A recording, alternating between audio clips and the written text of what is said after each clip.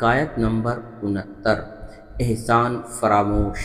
ایک دیہاتی زمیندار کا کاروبار کے سلسلے میں اکثر و بیشتر شہر آنا جانا لگا رہتا تھا۔ اس زمانے میں سفر زیادہ تر لوگ پیدل یا کوئی سواری کے لیے جانور استعمال کرتے تھے۔ اس دیہاتی زمیندار کا گاؤں شہر سے بہت دور تھا۔ ایک شہری تاجر سے اس کے کافی تعلقات تھے، اس لیے وہ زیادہ تر قیام اسی تاجر کے گھر میں کرتا تھا۔ بعض اوقات 1 یا 2 ماہ بھی اگر اسے ٹھہرنا پڑتا تو اسی کے یہاں ہی رہتا۔ وہ شہری تاجر اس کے خورد نوش اور ہر طرح کی ضروریات بخوشی پوری کرتا تھا۔ جب وہ زمیندار اپنے گاؤں واپس جانے لگتا تو شہری تاجر اور اس کے بیوی بچوں کو اپنے گاؤں آنے کی دعوت دیتا۔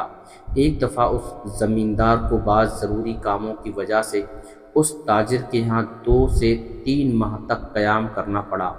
کام پورا کرنے کے بعد جب وہ گاؤں واپس جانے لگا تو اس نے پھر تقاضا کیا کہ جناب، آپ مجھے شرمندہ کر رہے ہیں، میں آپ کے احسانات مہمان نوازی کے نیچے دب گیا ہوں۔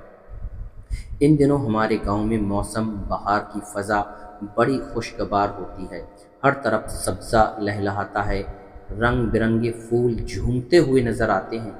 آپ لوگ دیکھیں گے تو خوش ہو جائیں گے۔ اس سال اپنے بال بچوں کے ہمراہ ضرور تشریف لائیے۔ ایک دن شہری تاجر کے بچوں نے کہا، ابا جان، چاند، بادل اور سایہ بھی سفر کرتے ہیں، آپ نے اپنے دیہاتی دوست کی مہمان نوازی میں کوئی کسر نہیں چھوڑی۔ اس بیچارے کو بھی اپنے احسانات کا حق ادا کرنے کا ایک بار موقع دیجیے، آپ سفر سے کیوں گھبراتے ہیں؟ شہری تاجر نے کہا، تم سچ کہتے ہو، لیکن داناؤں نے کہا ہے کہ جس سے تم نے بھلائی کی ہو اس کے شر سے بچو۔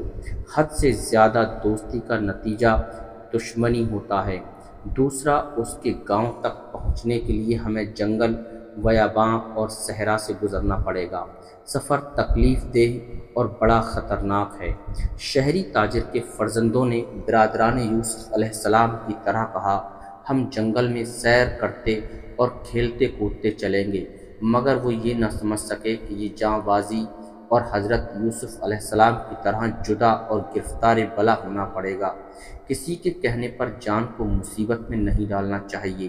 ایک دفعہ باز نے مرغابی کا شکار کرنے کے لیے اسے یہ کہہ کر پانی سے باہر نکلنے کو کہا کہ بی مرغابی، آج کل کھیتوں میں بڑی بہار ہے، رنگ برنگے کنز ریزے لہلہا رہے ہیں، مگر عقل مند مرغابی نے جواب دیا، تمہیں یہ پرفزا بہار مبارک ہو، ہمیں پانی کا حصار کافی ہے، ہم اسی پر ہی قناعت کرتے ہیں، تقدیر کسی تدبیر سے نہیں ٹل سکتی۔ بچوں کے اصرار پر شہری تاجر کے تمام ہیلے بیکار ہو گئے۔ آخر کار سفر اختیار کرنے اور گرفتار مصیبت ہونے پر مجبور ہو گیا۔ چنانچہ انہوں نے سامان سفر باندھا اور بڑی خوشی خوشی اس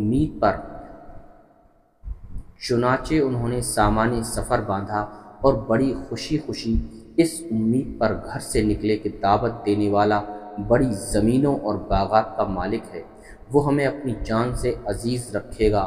مگر انہیں یہ یاد نہیں تھا کہ گاؤں میں احمق لوگ بھی رہتے ہیں جن کے پاس رہنے سے عقل بے نور ہو جاتی ہے۔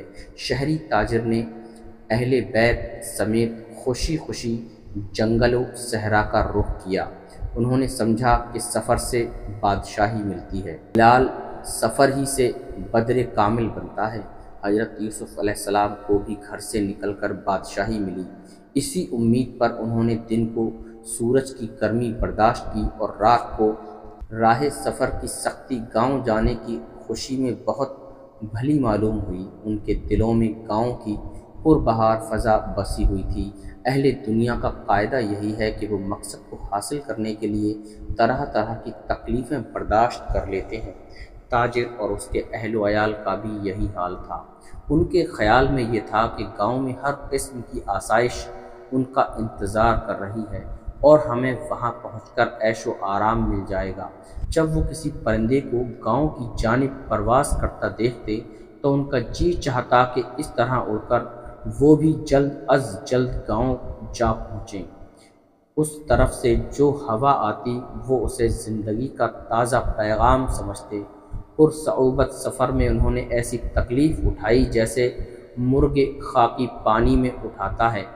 تھکے ماندے 1 مہینے کے بعد جب اس گاؤں میں پہنچے تو ان کا آب و دانہ ختم ہو چکا تھا۔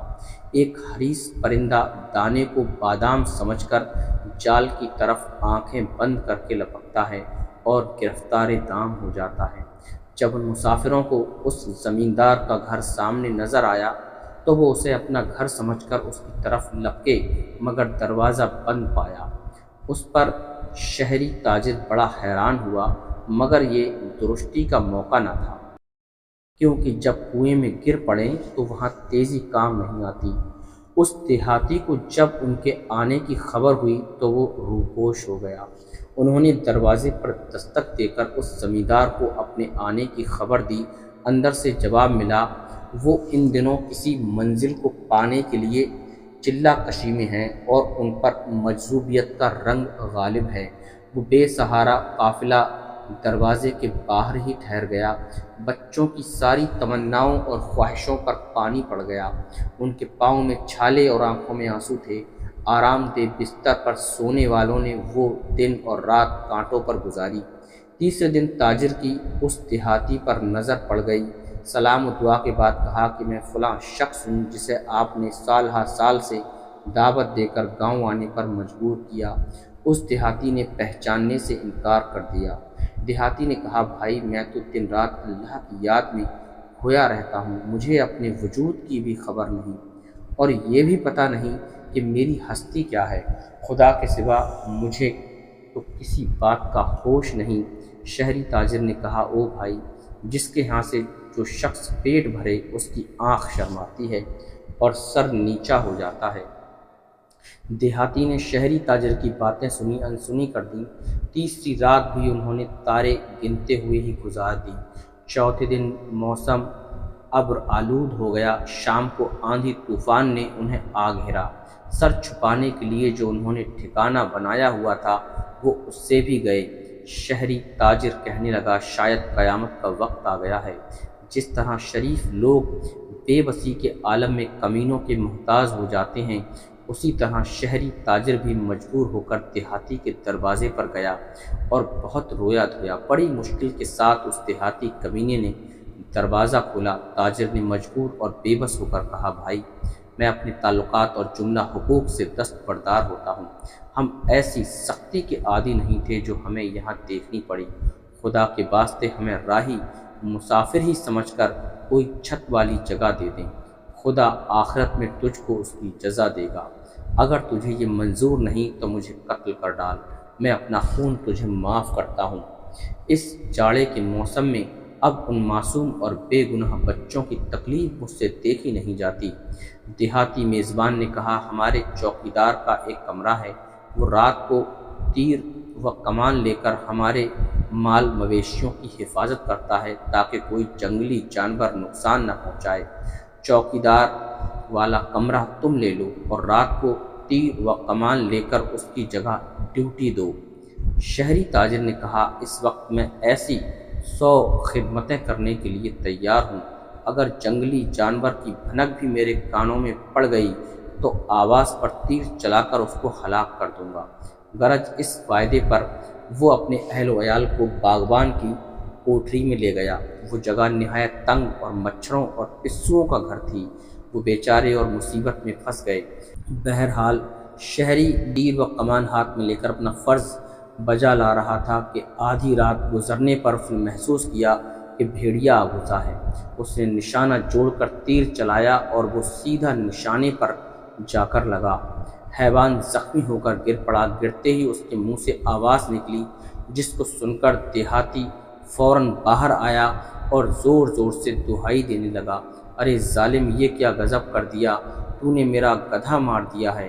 تاجر نے کہا، تم اچھی طرح جا کر دیکھ لو، اندھیری رات ہے، آندھی طوفان اور بارش میں تمہیں غلط فہمی ہوئی ہے۔ دیہاتی نے کہا، خواہ کیسی ہی زور کی ہوا چل رہی ہو، مجھے اپنے گدھے کی آواز کی ایسی ہی شناخت ہے جیسے شراب اور پانی کی۔ 100 جانوروں کے ریوڑ میں بھی میں اپنے گدھے کی آواز پہچان لیتا ہوں۔ یہ سن کر شہری تاجر کے صبر کا پیمانہ لبریز ہو گیا۔ اس نے اسے گریبان سے پکڑ لیا اور کہا، اے بے حیا، تو نے تاریکی اور جاڑے کے موسم میں اپنے گدھے کی آواز تو پہچان لی اور اپنے 10 سال کے رفیق کو نہ پہچان سکا۔ میری مروت اور احسان کو خاک میں ملا دیا اور بہانہ یہ کیا کہ میں فنا فی اللہ ہو گیا ہوں۔ مجھے تو دنیا و ما فیہا کی کوئی خبر نہیں، مگر آدھی رات کو آواز خر کی شناخت کر لی، اپنے آپ کو عاشق الہی ظاہر کیا، مگر یارانہ شیطان سے گانٹھا۔ حضرت داؤد علیہ السلام کے ہاتھ میں تو لوہا موم ہو جاتا تھا، تو موم کو لوہا بنا رہا ہے۔ تیرے جیسے بے وقوف، چال باز اور احسان فراموش سے شیطان بھی پناہ مانگتا ہے۔ حق تعالیٰ مکاروں اور کمینوں کو اسی طرح رسوا کرواتا ہے۔ درس حیات: احمق، بد فطرت اور کمینے انسان سے اگر کوئی بھلائی کرو تو اس کی شر سے بچنا چاہیے۔